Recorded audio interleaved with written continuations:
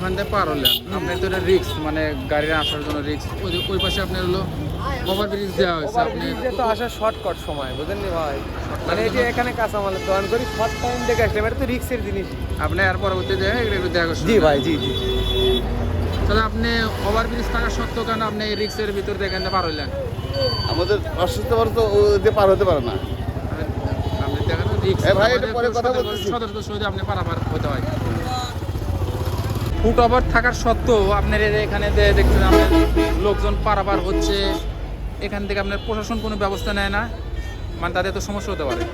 সমস্যা তো হয়ই, কারণ লোকজন পারাবারের সময় গাড়ি চলাচল করলে দেখা যায় যে গাড়ি অনেক সময় স্লো করে, অ্যাক্সিডেন্ট তো হয়। এখানে কিছুদিন আগে দুর্ঘটনা হয়েছিল মোটরসাইকেল এখানে আপনার এই সমস্যাটা এই দেখেন, আপনার সম্মান দর্শক আমরা দেখাতে চাই, ফুট ওভার থাকার সত্ত্বেও এটা এই ব্রিজ থাকা সত্ত্বেও শেরপুর এটা হচ্ছে।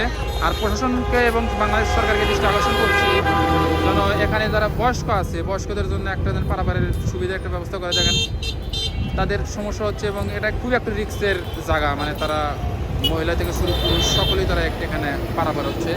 এই পারাপারের কারণে একটা দুর্ঘটনা, দেখেন গাড়ি আছে এবং তারা পারাপার হচ্ছে, সমস্যা। এই জন্য উচিত বাংলাদেশ প্রশাসন এবং সরকারের দৃষ্টি আকর্ষণ করে এটা যেন সমস্যার সমাধান করা হয়, মানুষের জন্য ভালো যেটা করলে ভালো হবে সেইটাই যেন এই প্রশাসন এবং সরকার করে।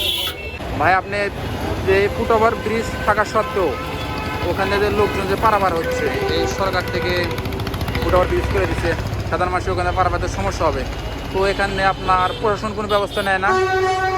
এখানে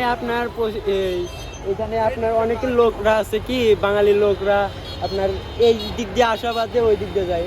এটা এখানে ওদেরকে দেখা লাগবো যে এই দিক দিয়ে পার হলে ওদের বিপদ আছে, কিন্তু ওরা তা মানে না।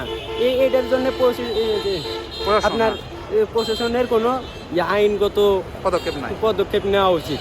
আপনি মনে করছেন পদক্ষেপ নেওয়া উচিত? এই যে একটা ফুট ওভার ব্রিজ থাকা সত্ত্বেও মানুষ পারাপার হচ্ছে, যার কারণে সমস্যা হয়।